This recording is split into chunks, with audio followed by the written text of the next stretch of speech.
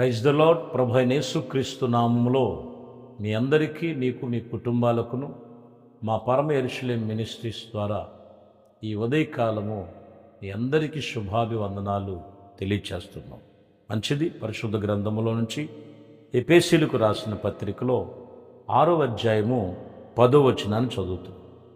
తొదకు ప్రభు యొక్క మహాశక్తిని బట్టి ఆయన యందు బలవంతులై ఉండుడి. చూడండి, మొదటిగా దైవజనుడు సంఘముతో చెప్తున్నారు, దేవుని యొక్క మహాశక్తిని బట్టి మీరు బలవంతులై ఉండండి. రక్షణ పొందుకొని సంఘానికి వెళుతూ దేవుని నమ్ముకొని ప్రభు పేరు చెప్పుకొనుచు యేసు క్రీస్తు నామములో రక్షణ పొందుకొని క్రైస్తవులని చెప్పుకొనుచు ప్రతి ఒక్కరం కూడా ఏం కలిగి ఉన్నారంటే మీరు గమనించాలి, బలవంతులై ఉండుడి. బలవంతులై ఉండటం అంటే ఇక్కడ మీరు గమనిస్తే దైవజనుడు పౌలు ఇక్కడ కొన్ని విషయాలు మనం చూస్తే 16 వచనం వరకు చెప్పుకుంటూ వచ్చాడు. 11 చదువుతున్నాం. మీరు అపవాది తంత్రములను ఎదిరించుటకు శక్తిమంతులగునట్లు దేవుడిచ్చు సర్వాంగి కవచమును ధరించుకొనుడి.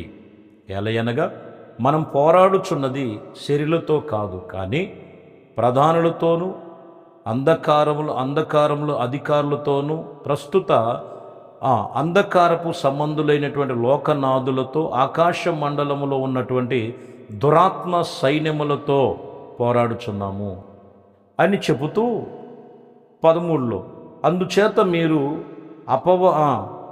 మనము చూసినట్లయితే అపవాది యందు మనం ఎదిరించుటకును సమస్తమును నెరిగినటువంటి వారమై నిలవబడుటకు శక్తిమంతులగుటకు దేవుడిచ్చు సర్వాంగ కవచమును ధరించుకొనండి. ఇక్కడ మీరు గమనించినట్లయితే ఈ పూట వాక్యం ఏంటంటే శక్తిమంతులగుటకు. శక్తి కలిగిన వాడు ప్రతి ఒక్కరము శక్తిమంతులుగా ఉండాలి.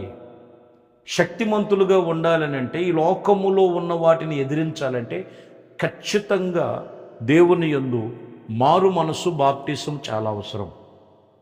2, మనం గమనిస్తే సర్వాంగ కవచం అనేది అక్కడ దైవజనుడు చెప్తున్నాడు.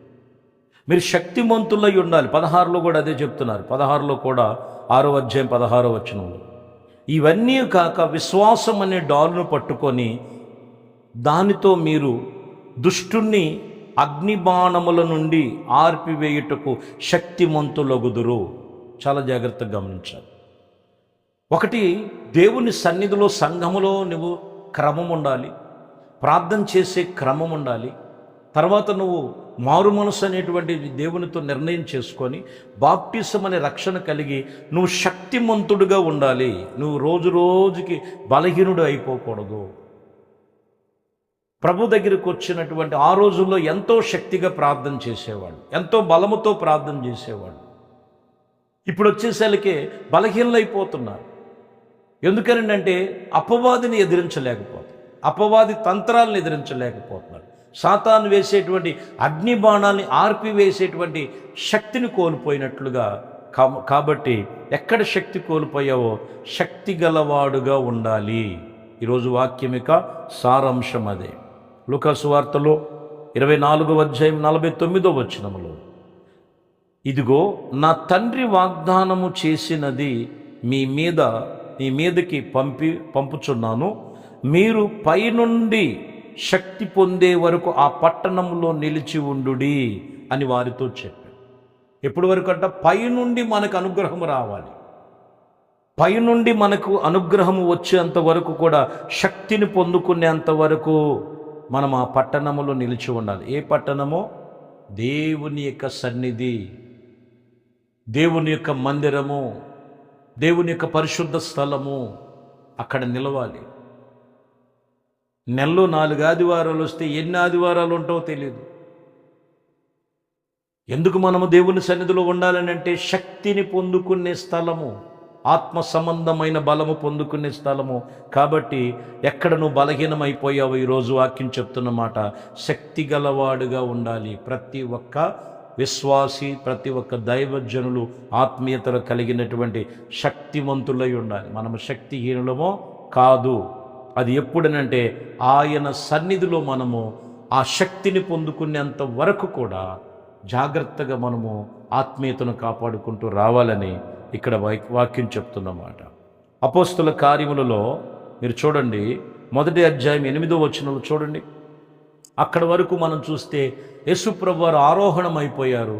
ఆయన మరి అపోస్తులలో ఉన్నారు, కొందరు కొన్ని విషయాల్లో భయపడుతున్నారు, కొన్నిసార్లు భయముతో ఉన్నారు. కానీ మీరు ఆ 1వ అధ్యాయం 8వ వచనంలో చూస్తే ఆయన పరిశుద్ధాత్మ వారి మీదకి వచ్చినప్పుడు మీరు శక్తి నొందెదరు గనుక మీరు యెరూషలేములోను యూదయ సమరయ దేశం అంతటా భూదిగాంతము వరకు మీరు వెళ్ళండి. ఎప్పుడు వచ్చిందంట వాళ్ళకి ఆ ధైర్యం? ఎప్పుడైతే మేడగదిలో వీరందరూ కూడి ఉన్నారో, ఎప్పుడైతే ప్రార్థన చేశారో, శక్తి కలిగిన దేవుని ఆత్మ వారి మీదకి వచ్చి ఉంది. అప్పుడు అంటున్నాడు, శక్తి నొందినట్లుగా మీరు యెరూషలేమునకు ఇదిగో యూదయ సమరయ దేశమంతటా భూదిగాంతము వరకు కూడా మీరు వెళ్ళండి. కారణం ఏంటో తెలుసా? ఆ శక్తి పొందుకున్నప్పుడే. చాలామంది ఆత్మ సంబంధమైన బలము పొందుకోలేక ఆత్మీయతలో చాలా జాగ్రత్తగా ఏదో విషయంలో కొన్ని విషయాలు చింతిస్తుంటారు, బలహీనమవుతుంటారు. చాలా జాగ్రత్తగా గమనించాలి. బలహీనమైపోతుంటారు, చింతిస్తుంటారు. ఇర్మియా గ్రంథంలో మనం చదువుతున్నాం, 1వ అధ్యాయం 8వ వచనంలో చదివితే, అందుకు అయ్యో ప్రభువగు యెహోవా చిత్తగించుము, నేను బాలుడనై మాట్లాడుటకు నాకు శక్తి చాలదనెను. చూసారా, ఇర్మియా అంటాడు, నేను బాలుడినయ్యా, నాకు శక్తి చాలదు, నీ మాట ఎవరికి కావాలి? చాలామంది జీవితంలో ఇదే. అయ్యా నేను భేదవాడినయ్యా, అయ్యా నేను బలహీనున్నయ్యా, అయ్యా నేను చాలా చిన్న సంఘమయ్యా, లేకపోతే చిన్నవాడినయ్యా అని నీదెవరికి కావాలి? దేవుడు వాక్యం చెప్తున్న మాట, దేవుడు నిన్ను ఏర్పరచుకున్నాడు. నిజముగా ఏర్పరచుకొని నిజముగా దేవునికి విశ్వాసిగా ఉన్నట్లయితే వాక్యం చెప్తున్న మాట, పై నుండి నీకు శక్తి కలుగునుగాక. అక్కడ అంటున్నాడు, చిత్తగించుమయ్యా, నేను బాలుడును, నువ్వు బాలుడు అని నువ్వెందుకు అనుకుంటున్నావు? నీకు బలమునిచ్చేవాడు దేవుడే. చూడండి, యెహోషాపాతును మనం చూస్తాం. యూదా రాజు అయినటువంటి యెహోషాపాతు గురించి మనకు తెలుసు. యెహోషాపాతుకు ఒక లేఖనాలు వచ్చినాయి. ఈ లేఖనం పంపించారు. చుట్టుపక్కల 3 దేశపు రాజులు యూదా దేశాన్ని హతము చేస్తామని అతను ప్రకటన చేసి, కాసుకో, యుద్ధ భూములు చూసుకుందామని చెప్పినట్లుగా అర్థమైందండి. వారి మీదకి దండెత్తి వస్తానికి సిద్ధపడి ఉండగా యెహోషాపాతు చేసినటువంటి ప్రార్థన చూడండి. అయ్యా, వేరే దేశం నుంచి కొంతమందిని మనుషుల బలాన్ని, గుర్రాలను, రౌతులను, గొప్ప బలాగ్నులను ఏర్పాటు చేసుకోలేదు. కానీ ఆయనకి మించిన సమస్య వచ్చినప్పుడు దీనవృత్తాంతంలో 2వ గ్రంథంలో 20వ అధ్యాయము 12వ వచనంలో చూస్తే ఏమని ప్రార్థన చేస్తున్నాడంట, మా దేవా, నీవు వారికి తీర్పు తీర్చవా? మా మీదకి వచ్చే ఈ గొప్ప సైన్యముతో యుద్ధము చేయుటకు మాకు శక్తి చాలదు, ఏమి చేయుటకు మాకు తోచదు, కానీ నీవే మాకు దిక్కని ప్రార్థన చేశాడండి. మీరు చదువుకోండి, ఆ కింద వచనాల్లోకి వచ్చేలకే కత్తి పట్టలేదు, ఖడ్గము పట్టుకోలేదండి. యుద్ధ భూమిలోకి వెళ్తే శత్రువులందరినీ కూడా నేలన పడి శవములై పడినట్లుగా రాయబడి ఉంది. యెహోవాయే వీరి పక్షముగా యుద్ధం చేశాడు. చేసినటువంటి క్రమం ఉంటుంది అక్కడ.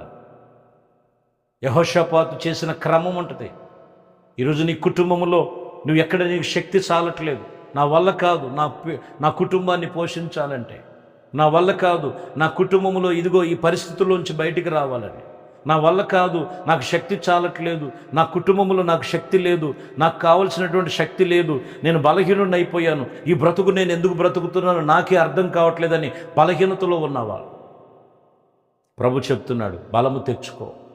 శక్తిమంతుడు మన దేవుడు, శక్తి కలిగిన దేవుడు ఆయన. యెహోషాపాతు పక్షముగా నిలిచి యోధా వారి మీద ఇదిగో లెగుస్తున్న వాటిని అణిచి యెహోవా వారి పక్షముగా యుద్ధము చేసిన దేవుడు. ఇర్మియాను నిలవబెట్టి నాకు మాట్లాడటమే రాదన్నప్పుడు ఇదిగో దేవుడు నోటికి సమీపముగా ఉండి ఇర్మియాతో ఎన్నో అద్భుతమైనటువంటి కార్యాలు జరిగించి దేవుడి సన్నిధిలో గొప్పగా నిలబెట్టిన దేవుడు. నీ జీవితంలో ఎన్నో కార్యాలు ప్రభు చేయటానికి సిద్ధంగా ఉన్నాడు. నువ్వు బలము పొందుకో, శక్తి గలవాడివై. నువ్వు బలహీనుడు కాదు, నీ కుటుంబం బలహీనమైనది కాదు. దేవుడు నీకు బలమునిస్తున్నాడు. దేవుడి మీద ఆధారపడి ఉండవు. దేవుడి విషయంలో ఎక్కడ దూరం అయిపోయావు? దేవుడి విషయంలో ఎక్కడ వెనకబడిపోయావో ఒక్కసారి జ్ఞాపకం చేసుకొని బలము తెచ్చుకో. ఈ ఉదయము నీకు నీ కుటుంబానికి శక్తి బలము ఆయన ద్వారా కలుగునుగాక. దేవుడు కృప మీకు తోడైండు నడిపించునుగా. ప్రార్థించాలి. మహాపరిశుద్ధుడా, ప్రేమ కలిగిన తండ్రి, ఈ వాక్యం వింటున్న కుటుంబాల్లో ఎక్కడ బలహీనులుగా ఉన్నారు, ఎక్కడ శక్తి చాలట్లేదు, ఎక్కడ నా ప్రభు వారికి చేతకాక బలహీనులైపోయి ఉన్నారు, అపవాది వేసే అగ్ని బాణము నజరేయుడైన యేసు నామములో త్రిప్పివేయబడునుగాక. దోషములు కొట్టివేయబడునుగాక. ఆటంకములు తొలగిపోవునుగాక. బలహీనతలు లయమైపోవునుగాక. బలమైన మీ కార్యములు మీ కృపలో పొందుకొని విశ్వాస జీవితములో ఆత్మ సంబంధమైన శక్తి గలవారుగా ఉండటకు సహాయం చేయండి. సమస్తమును వారి స్థితిగతులను ఎరిగిన దేవుడు వారిని మీ చేతులకు అప్పగిస్తున్నారు. మీరే ఈ వాక్యం వింటున్న ప్రతి కుటుంబాల్ని మరింత శక్తివంతులుగా దీవించమని యేసు క్రీస్తు పరిశుద్ధ నామములో ప్రార్థించి వేడుకొనుచున్నాము తండ్రి. ఆమేన్. దేవుడు మిమ్మల్ని దీవించునుగా.